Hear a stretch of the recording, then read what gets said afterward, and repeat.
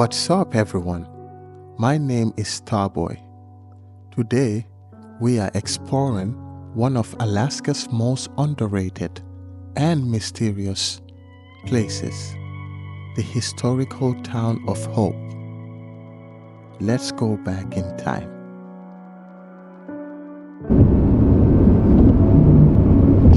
Tucked in between the mountains and the sea lies a town called Hope, Alaska. This place once used to be a gold rush town, but now it's a retreat place of silence. Today we are going into Hope to figure out what is left of this town. Are there any people still living in this town? We are going into Hope and figuring out that for our own self. Let's go.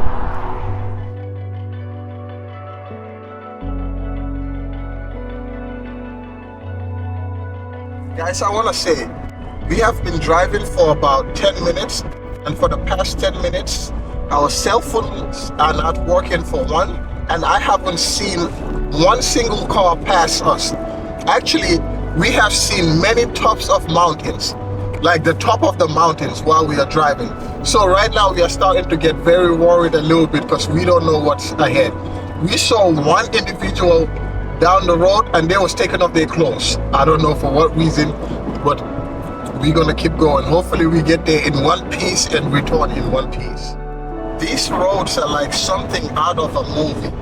No cell phone service, no distractions, just you and the wild.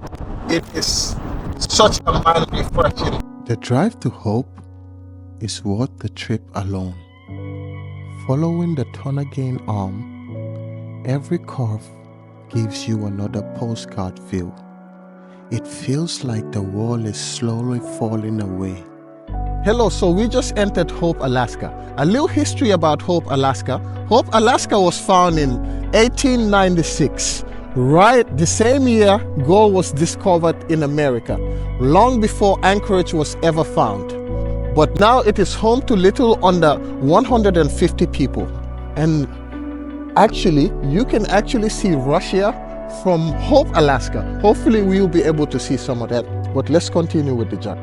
Now this place is home to over 150 people, but the spirit of gold still lingers around. People here come to this place to escape the noise. There is something healing about this place. Being out here makes you feel like, what would the world be like back in the days? Living off the land, chasing gold, sleeping under the stars.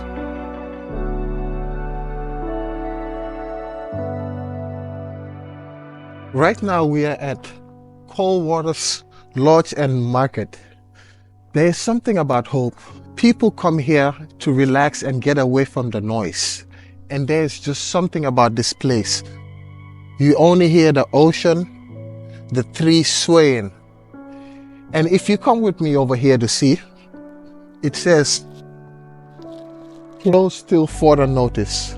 For lodging and reservation questions, call this number. It looks like this place haven't seen people in a very long time. Like you can see, it says, no open alcohol on deck. And from, even if you see on the ground, you can tell that there haven't been people here in a very long time. You want to check the stairs and see?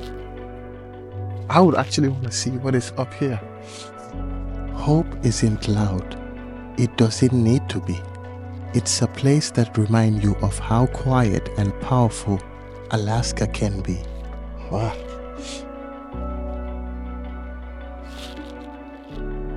If you are ever in Alaska, take outside. a detour, come to Hope, slow down, listen, you might just find some gold. As you can see, this place seems abandoned. It don't seem like anybody is here or anything is going on here in a long time. But the views are crazy. One thing I like about this place is even the woods on the wall, you can tell that this place It's been designed from a very old school design, but it speaks peace. They have a Bear Creek Lodge. Let's go see what's going on at the Bear Creek.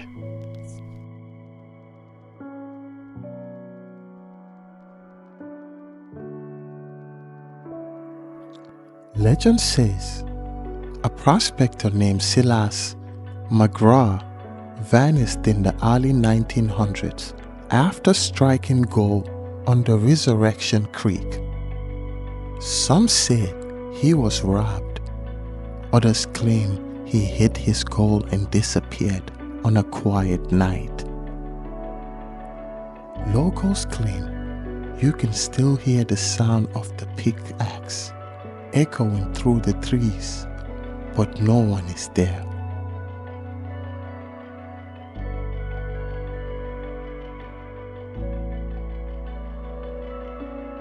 So we had another location called Bears Creek, and it seems like there is nobody in this place.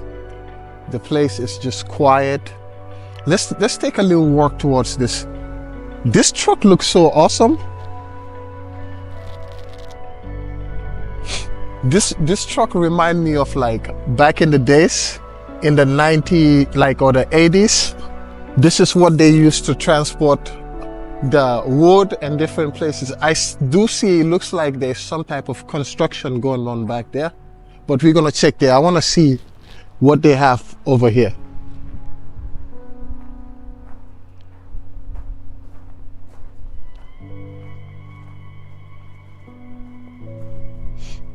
There's a telephone booth over here.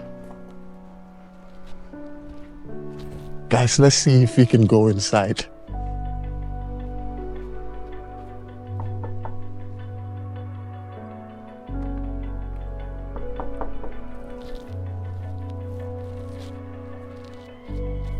Oh, you see that?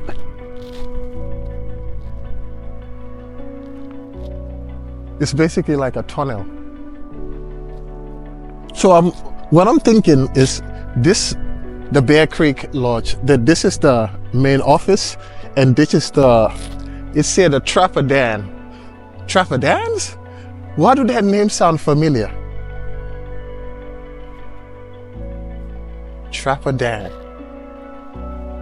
So do you think anybody stay here? Might be, might not. I don't know. This shit feel dead.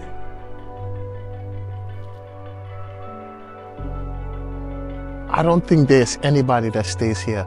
Like, would you think you would? I would not think I would have came to a place. It's far. We drove about 2 hours to get here, and different signs to tell us like how dangerous this place is. But since we entered the town, I have yet to see one person. So let's go around and check the other side. I'm not sure. Like, I was thinking, right? Coming to places like this, right? Like, and just staying here by yourself, just getting away from civilization and just enjoying it. Let's try to go find somebody. We've been here for about 15 minutes now, and we still haven't found a single individual in this town. But everything looks old and new at the same time.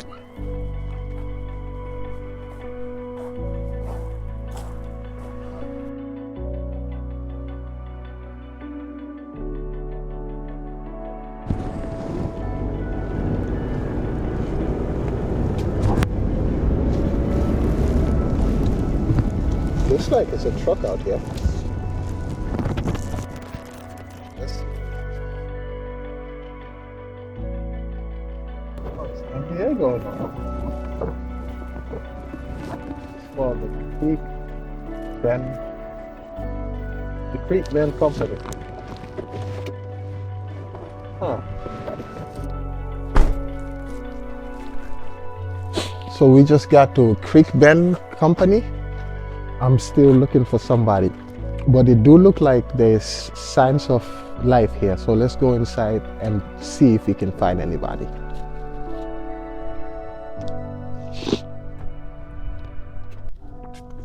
Very quiet.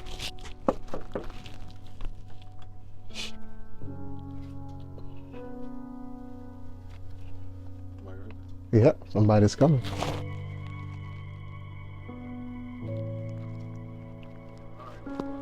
Oh, hello. How you doing? Actually, we are 2 hours away coming from Anchorage. We just came here on one purpose, just to know about the town. Okay, awesome.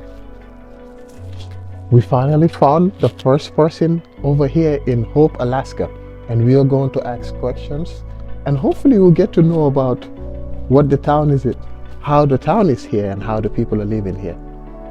Let's go talk to him probably on this side.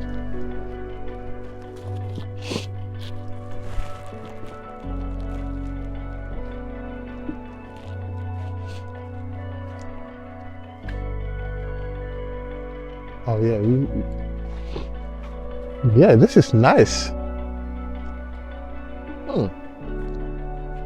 Yeah, he's probably having a little barbecue.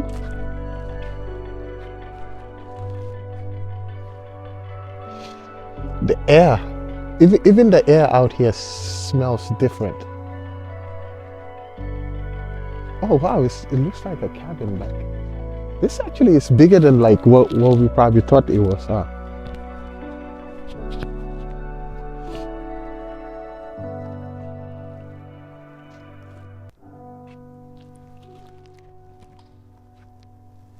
Heard that? That's big lucky.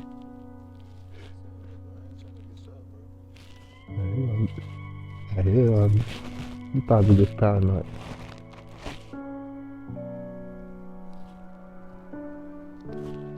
So out here you can already tell, like, it's different. You have bigger mountains than the ones we have in Anchorage. So it's very nice. We are very curious.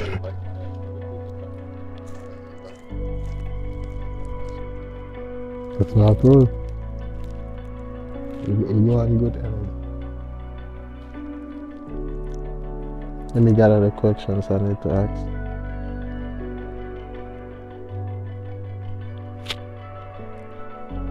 It's definitely different. Oh, there you go. Good, good. How you doing? Bad. Nice to meet you.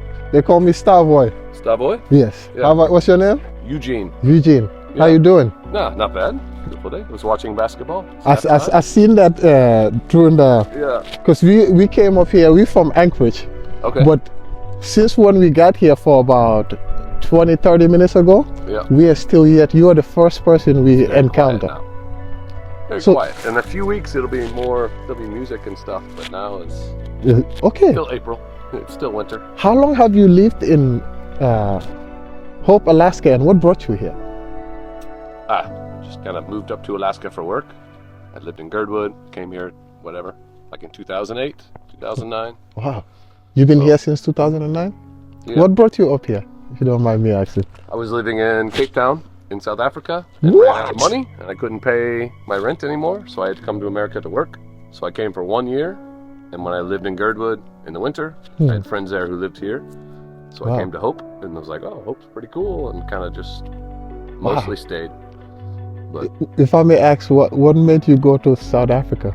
I met a lady who was from there. Oh, wow. She lived in London. Look at you, into the Africans. I was living in Houston and was like, I had friends in Buenos Aires and friends other places, and was like thinking where to go. Same, I was working for like a year and then go travel.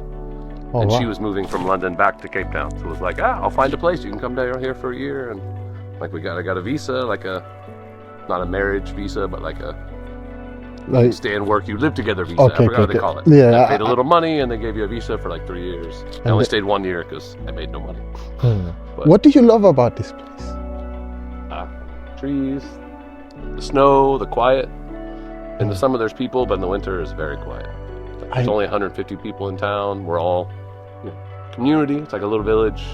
Kind of everybody knows together. everybody. You take care of people even if you don't really like them. You still help them Because you have to. But most people are at the end of the road. You come here for a reason. You come here because whatever. But we all know that even though we're different, we come here because we want to be here. It's a beautiful spot. Yeah. What's the hardest part about living here? For most people, it's the dark, the cold, in the winter, being isolated. Yeah. That's difficult for people, huh? Yeah. I mean, if you have a few friends you can go see, if you can read a good book, if you have a job in the winter, maybe different. Everyone's different. For me, the dark doesn't bother me so much, but it's nice to leave in the wintertime for a little bit, take a break. Go see your family in Oklahoma, go to Mexico, go to somewhere, I don't know. You talked about the community is like well known. How does the community come together in tough times, especially in the harsh winter?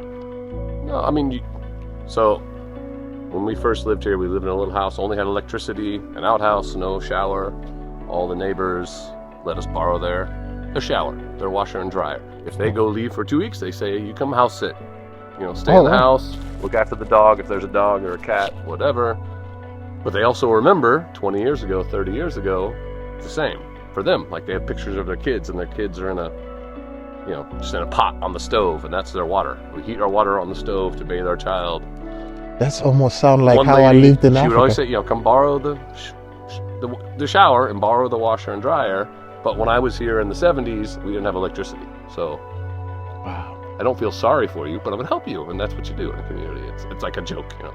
Like definitely. So now, if you have a house and someone else needs a shower, you're like, yeah, come borrow my shower, no problem. And then borrow some water. Yeah, you just little things like that. It speaks like more of like a village, but also like community love. Yeah, what are there any legends or ghost stories heard about this? The Seaview supposedly has a ghost. Ivor Nearhouse owned it in like the 50s, 60s. He died in 60, before the earthquake, like in 62 or 3 or something maybe.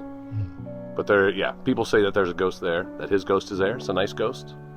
I've never felt it or know, but I know people in town who, they'll be sitting at the table and just be like, it's like a nice presence that come by and like doesn't give them a hug, but it's just kind of there. Yeah. So who knows? And then the library used to be the school. Yeah, the library is, if you go, like follow the dirt road, like out this way, just go left as you leave the place. You'll drive to the old town. There's an old museum that's open. That's what you'll see. Yeah, you can walk too. Drive down the road and it kind of winds its way to like the end of where you get to the water, and then you come back out and you'll get on the highway here. This little bit's only like half a mile that wraps around. But in the library that used to be the school back like in the 30s, apparently there's a lady that stays upstairs. Some ghost also, people say. So it's not only one, it's a Apparently. I've never seen him, I don't know. Oh man. But those are the rumors in town. What is your favorite place to go here? In Hope? Yeah. Up Palmer Creek, which is that big valley that goes up there. What is up there? So just more of this, but no town, just beautiful nature and all the stuff. But it's, yeah, beautiful drive. You get elevation. Where would you say have the most place where everybody kind of gathers up here? In Hope?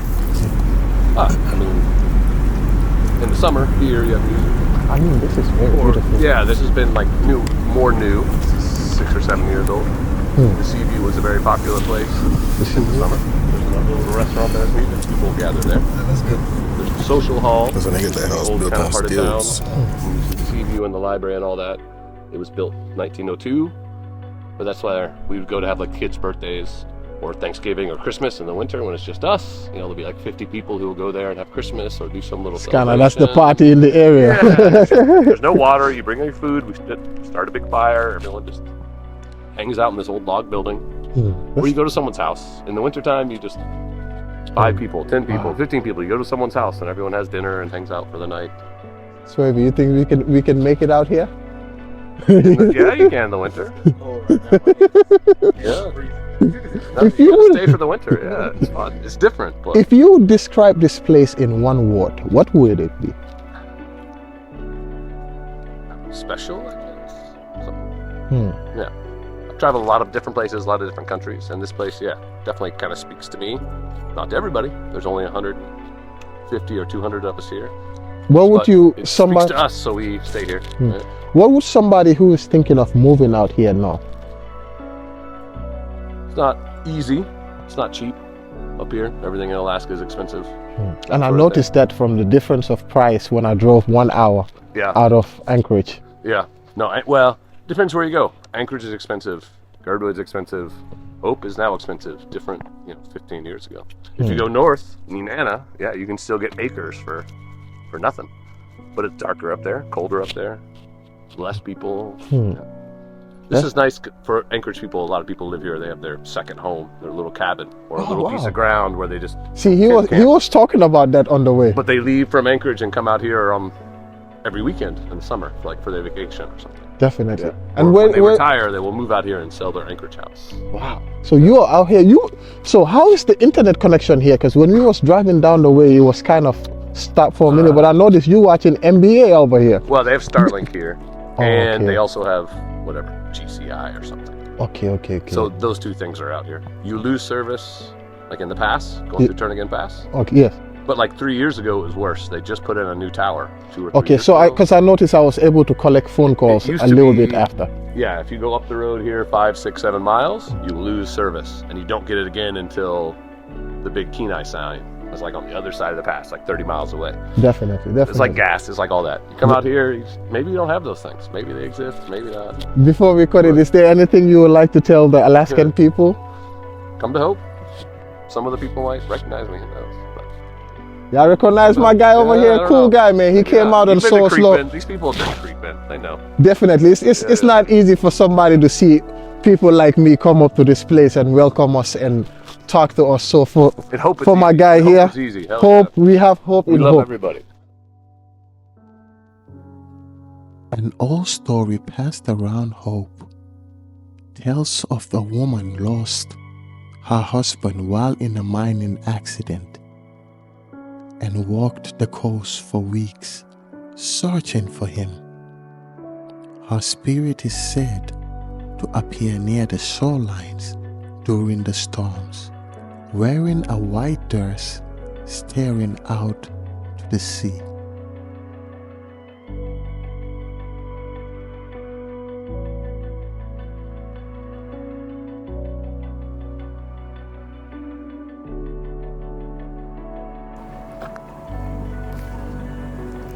So this is the Hope Sunrise Historical Museum. This is blocked off right now.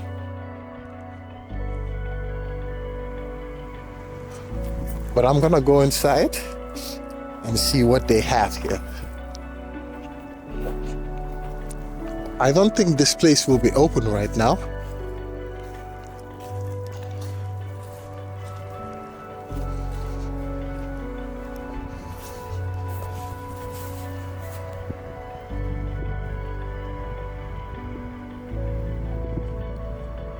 It looks locked up right now.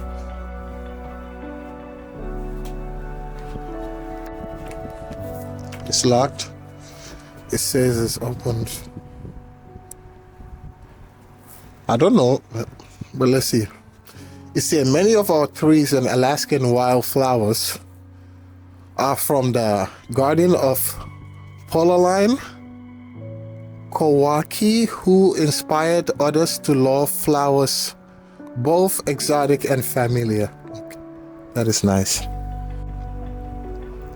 So I'm guessing this was some of the stuff they used in the gold rush when they was fetching gold. Let me get up close so you guys can see. As you can see, many of these things are rusted, which means they've been sitting here for many, many years as the town sits empty.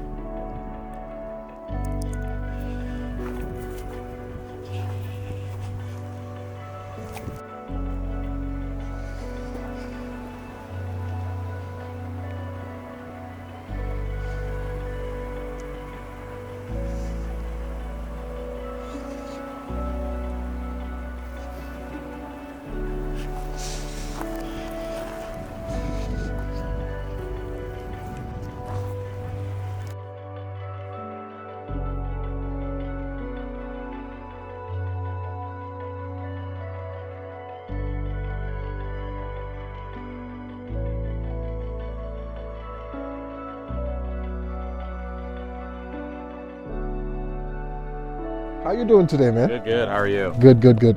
So, what brought you to Hope, Alaska, and how long have you been living here? I've been living here on and off probably for like 10 years. I have family that has been here. So just like in high school and college during the summers, I'd come visit. And then after college, decided to kind of move up to Alaska.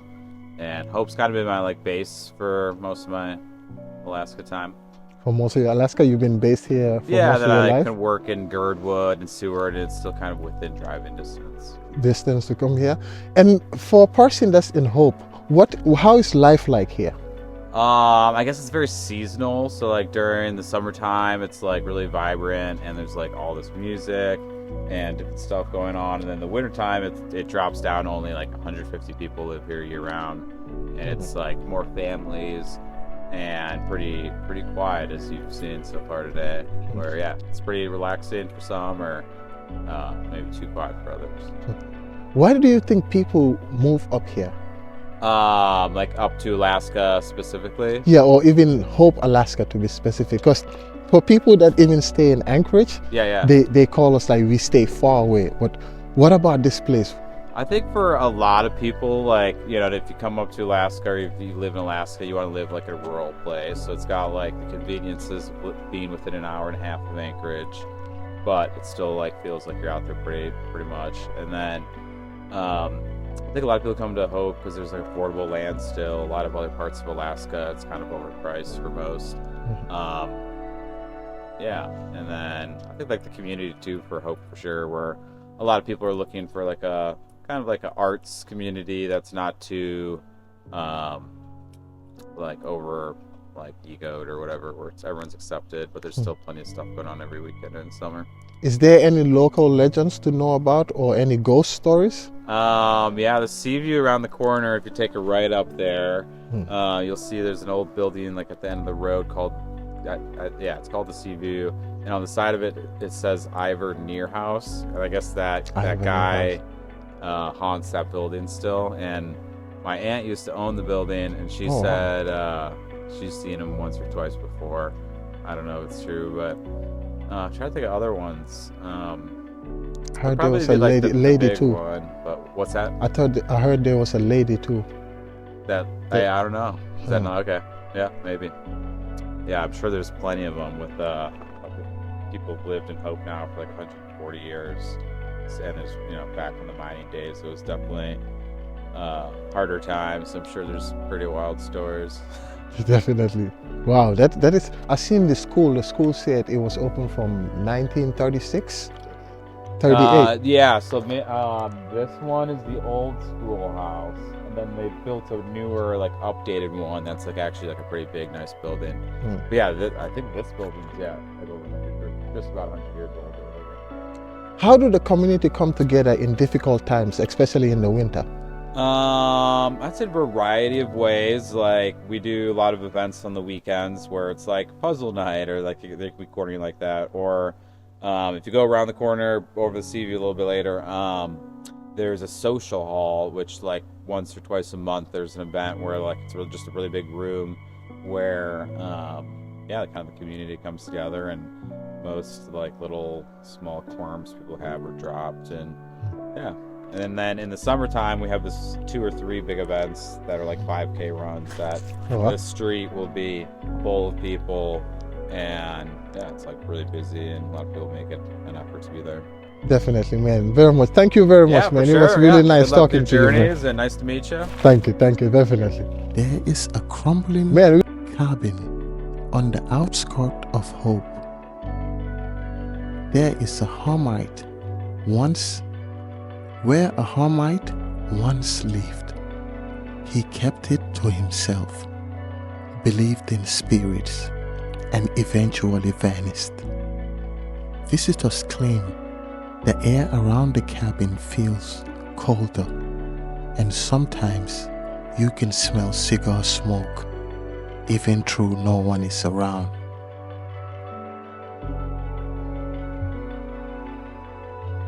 Some say in the early settlements was building too close to Resurrection Creek and washed away in the flood. Along with its people, locals reported hearing children laughing in the woods and seeing lighters flicking near the water edge.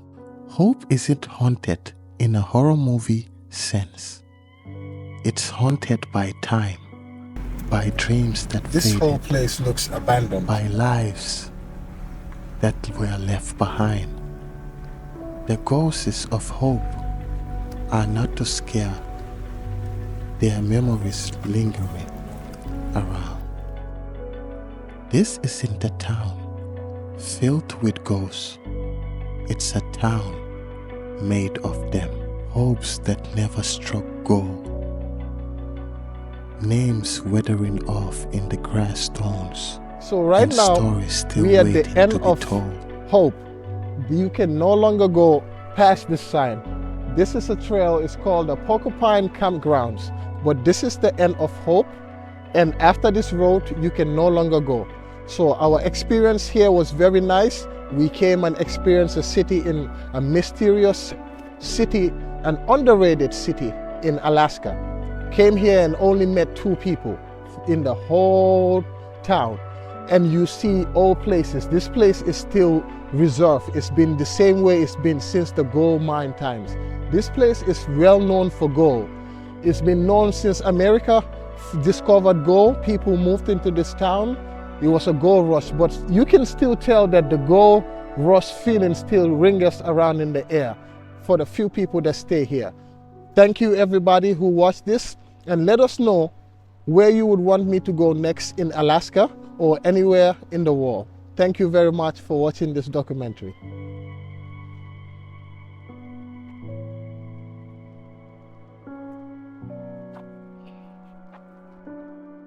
Long before the Klondike or Nome Gold Rush, Hope was one of the first places in Alaska where gold was discovered.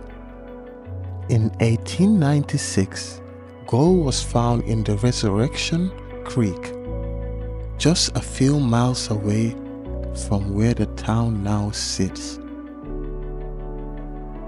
This sparked a small but significant gold rush, attracting prospectors from California, Washington, and even Europe. Hope was found the same year as the famous Klondike gold rush in Canada, but it doesn't get nearly the same attention.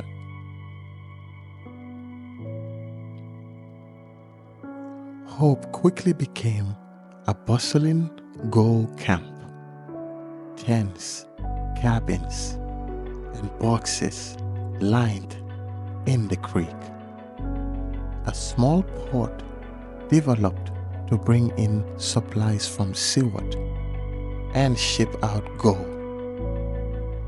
Prospectors walk day and night, often waist deep in icy waters, panning for flakes and nuggets. The town was named Hope by optimistic miners who believe they have struck its rich. The town was named Hope by optimistic miners who believe they struck it rich.